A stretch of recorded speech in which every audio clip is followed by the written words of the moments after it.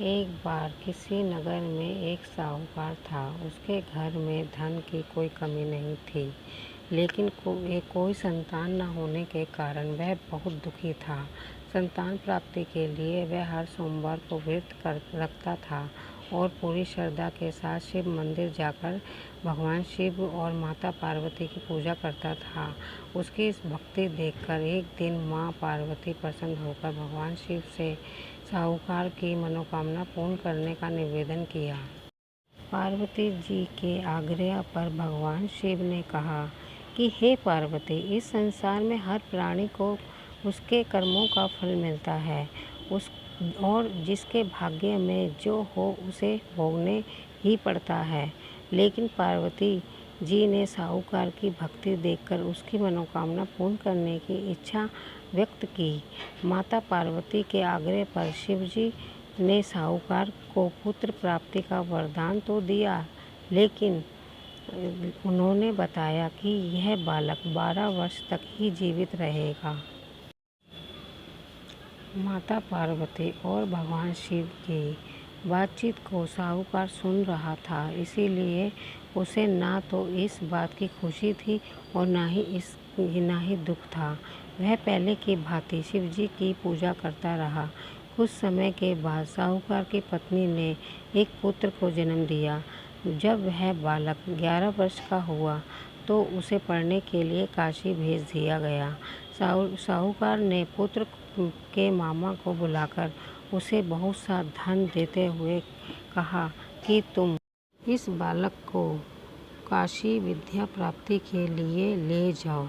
तुम रास्ते में यज्ञ करते जाना और ब्राह्मणों की भोजन दक्षिणा देते हुए जाना। दोनों मामा भांजे इसी तरह यज्ञ करते और ब्राह्मणों की दान दक्षिणा देते काशी नगरी निकल पड़े। इस दौरान रात में एक नगर पड़ा जहाँ नगर के राजा की कन्या का विवाह था, लेकिन जिस राजकुमार के साथ उसका विवाह होने वाला था वह एक आंख से काना था। राजकुमार के पिता ने अपने पुत्र के काना होने की बात को छुपाने के लिए सोचा, क्यों ना उनसे राजकुमार के पुत्र को दूल्हा बनाकर राजकुमारी से विवाह करा दूं। विवाह के बाद इसको धन देकर विदा कर दूंगा और राजकुमारी को अपने नगर ले जाऊंगा। लड़के को दूल्हे के वस्त्र पहनाकर राजकुमारी से विवाह करा दिया गया। साहूकार का पुत्र ईमानदार था। उसे यह बात सही नहीं लगी, इसलिए उसने अवसर पाकर राजकुमारी के दुपट्टे पर लिखा कि तुम्हारा विवाह तो मेरे साथ हुआ है, लेकिन जिस राजकुमार के संग तुम्हें भेजा जाएगा वह एक आंख से काना है। मैं तो काशी पढ़ने जा रहा हूँ। जब राजकुमारी ने चुन्नी पर लिखी बातें पढ़ी तो उसने अपने माता पिता को यह बात बताई। राजा ने अपनी पुत्री को विदा नहीं किया।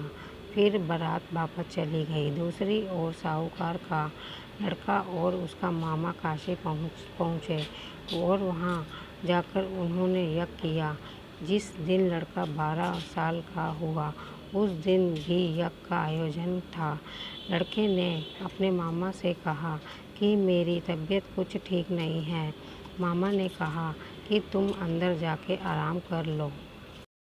शिवजी के वरदान अनुसार कुछ ही देर में उस बालक के प्राण निकल गए। मृत भांजे को देख मामा ने विलाप करना शुरू किया। संयोगवश उसी समय शिव और पार्वती दोनों वहां से निकल रहे थे।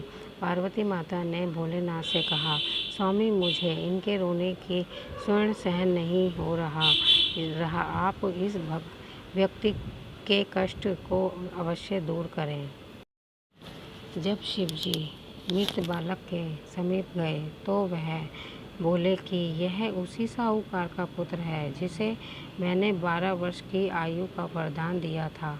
अब इसकी आयु पूरी हो चुकी है, लेकिन मातृ भाव से विभोर माता पार्वती के कहा कि हे महादेव, आप इस बालक को आयु देने की कृपा करें। अन्यथा इसके वियोग में इसके माता पिता ही भी तड़प तड़प कर मर जाएंगे। माता पार्वती के पुनः आग्रह पर भगवान शिव ने उस लड़के को जीवित होने का वरदान दिया। शिव जी की कृपा से वह लड़का जीवित हो गया। शिक्षा पूरी करके लड़का मामा के साथ अपने नगर की ओर वापस चल दिया। दोनों चलते हुए उसी नगर में पहुँचे जहाँ उसका विवाह हुआ था। उस नगर में भी उन्होंने यज्ञ का आयोजन किया। उस लड़के के ससुर ने उसे पहचान लिया और महल में ले जाकर उसकी खातिरदारी की और अपनी पुत्री को विदा किया। उधर साहूकार और उसकी पत्नी भूखे प्यासे रहकर बेटे की प्रतीक्षा कर रहे थे। उन्होंने प्रण कर रखा था कि यदि उन्हें अपने बेटे की मृत्यु का समाचार मिला तो वह भी प्राण त्याग देंगे, परंतु उनके बेटे ने जीवित होने का समाचार पाकर वह बेहद प्रसन्न हुए। उसी रात भगवान शिव ने साहूकार के स्वप्न में आकर कहा, हे श्रेष्ठी, मैंने तेरे सोमवार के व्रत कथा सुनने का और प्रसन्न होकर तेरे पुत्र को लंबी आयु प्रदान की है। इसी प्रकार जो कोई सोमवार व्रत करता है तथा कथा सुनता है और दूसरों को सुनाता है, उसके सभी दुख दूर होते हैं और सभी मनोकामनाएं पूर्ण होती हैं। अब हम करेंगे भोले बाबा की आरती। ओम जय शिव ओमकारा प्रभु, ओम जय शिव ओमकारा, ब्रह्मा विष्णु सदाशिव अर्धांगी धारा। ओम जय शिव ओमकारा, एकानंद चतुरानंद पंचानंद राजे, हंसानन गरुड़ासन गिरजिवाहन साजे। ओम जय शिव ओमकारा, दो भुज चार चतुर्भुज दस भुज अति सोहे, तीनों रूप निखरते तिरुभुवन जन मोहे।